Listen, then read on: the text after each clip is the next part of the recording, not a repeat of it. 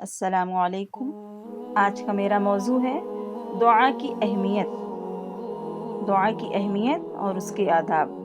حضرت ابن عمر رضی اللہ تعالیٰ عنہ سے روایت ہے کہ حضور اقدس صلی اللہ علیہ وسلم نے ارشاد فرمایا، تم میں سے جس کے لیے دعا کا دروازہ کھل گیا اس کے لیے رحمت کے دروازے کھل گئے۔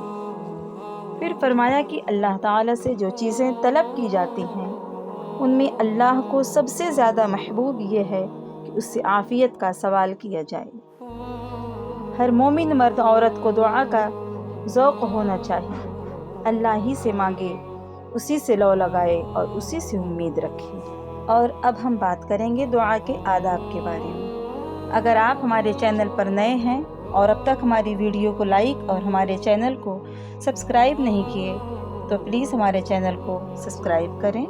حضرت ابو ہریرہ رضی اللہ تعالیٰ عنہ سے روایت ہے کہ حضور اقدس صلی اللہ علیہ وسلم نے ارشاد فرمایا، جب تم میں سے کوئی شخص دعا کرے تو یوں نہ کہے کہ اے اللہ تو چاہے تو بخش دے، بلکہ مضبوطی اور پختگی کے ساتھ سوال کرے، پوری رغبت سے مانگے، کیونکہ اللہ تعالیٰ کو کسی بھی چیز کا عطا فرما دینا مشکل نہیں ہے۔ یہ بات کہنا کہ اے اللہ تو چاہے تو مغفرت فرما دے اور تو چاہے تو دے دے، بالکل غلط ہے، کیونکہ اللہ تعالیٰ جو کچھ دے گا اپنی مشیت اور ارادے سے ہی دے گا، اس کے ارادے کے بغیر کچھ ہو ہی نہیں سکتا۔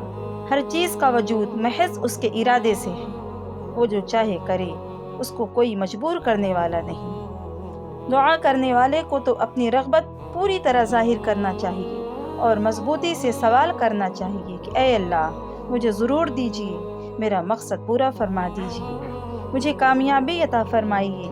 یہ کہنا کہ تو چاہے تو دے دے اس بات کا واضح کرتا ہے کہ مانگنے والا اپنے کو واقعی محتاج نہیں سمجھتا، اللہ سے مانگنے میں بھی بے نیازی برت رہا ہے، جو تکبر کی شان ہے۔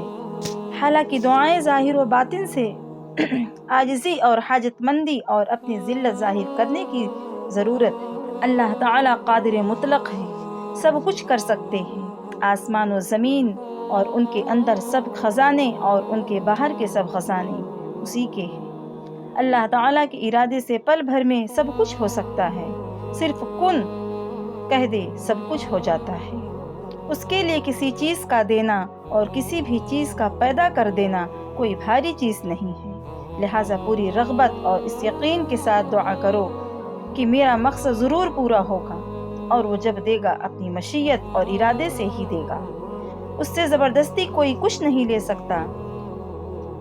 حضرت سلمان رضی اللہ تعالیٰ عنہ سے روایت ہے کہ حضور نبی کریم صلی اللہ علیہ وسلم نے ارشاد فرمایا کہ بلا شبہ تمہارا رب شرم کرنے والا ہے، جب اس کا بندہ دعا کرنے کے لیے ہاتھ اٹھاتا ہے تو ان کو خالی واپس نہیں کرتا، وہ شرماتا ہے کہ اپنے بندے کو واپس کیسے کروں، اس کی دعا قبول میں کیسے نہ کروں۔ دعا کے آداب کو ترتیب وار میں آپ لوگوں کے سامنے پیش کرتی ہوں۔ نمبر 1 باوضو ہونا۔ نمبر 2 پہلے اللہ کی حمد و ثنا کرنا اور اس کے اسماء حسنہ اور صفات کاملہ کا واسطہ دینا۔ نمبر 3 پھر درود شریف پڑھنا۔ نمبر 4 قبلہ رخ ہونا، خلوص دل سے اللہ کی طرف متوجہ ہونا اور یہ یقین رکھنا کہ صرف اللہ جل شانہ ہی دعا قبول کر سکتا ہے۔ نمبر 6 پاک و صاف ہونا۔ نمبر 7 باوضو ہونا، کوئی نیک عمل دعا سے پہلے کرنا یا 2-4 رکعت نماز پڑھ کر دعا کرنا۔ نمبر 9 دعا کے لیے دونوں زانو ہو کر بیٹھنا۔ نمبر 10 دونوں ہاتھ اٹھا کر دعا کرنا، دونوں ہاتھ کھلے ہوئے ہوں۔ نمبر 11 خشوع و خضوع کے ساتھ باادب ہو کر دعا کرنا، پورے جسم سے ادب ظاہر ہو اور سارا جسم سراپا دعا اور طلب بن جائے۔ نمبر 12 دعا کرتے وقت عاجزی اور تذلل ظاہر ہو۔ نمبر 13 دعا کرتے وقت حال اور قال سے یعنی جسم اور جان سے اور زبان سے مسکینی ظاہر کرنا اور آواز میں پستی ہونا۔ نمبر 14 آسمان کی طرف نظر نہ اٹھانا۔ نمبر 15 شاعرانہ تک بندی سے اور گانے کے طرز سے بچنا۔ نمبر 16 حضرات انبیاء کرام علیہ السلام اور اولیاء اعظام و صالحین کرام کے وسیلے سے دعا کرنا۔